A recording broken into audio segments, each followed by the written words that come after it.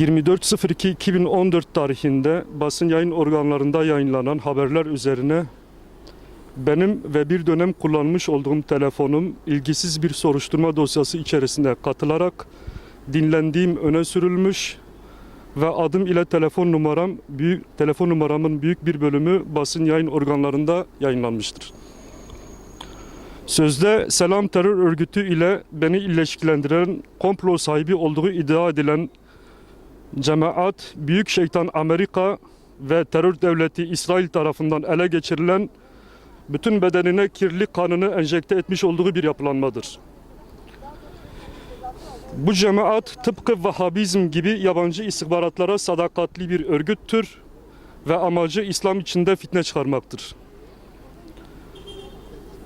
Amerika ve İsrail'in taşıyıcı bedeni olan bu cemaat, ailemle, akraba ve dostlarımla yapmış olduğum konuşmaları soruşturma dosyasıyla mı sınırlandırmış yoksa Washington, Tel Aviv ve Siyonist odaklara kadar mı sunmuş bilmiyorum.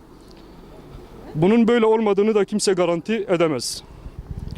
Bu hadise hukuksuzluğun boyutlarının nerelere vardığının, sistemin çürümüşlüğünün resmidir, göstergesidir.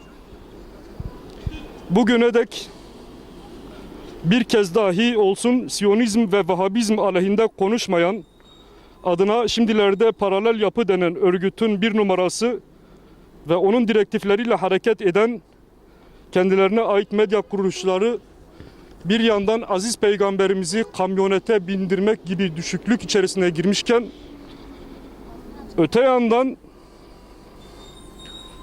Ehl-i Beyt mektebine yönelik düşmanca tutumlarını sergilemişlerdir. Herhalde başta Irak olmak üzere İslam coğrafyasında her gün onlarca Ehl-i Beyt takipçisinin katledilmesi yetersiz gelmiş oluyor ki bu ülkede de Ehl-i Beyt dostlarına yönelik kin ve nefretin artması, belki de kanının dökülmesi için ellerinden geleni yapmaktadırlar. Kin ve nifak tohumu ekmektedirler. Bu yapıyı ve yaptığı alçakça amelleri şiddetle kınıyorum, lanetliyorum. İlginize teşekkür ediyorum.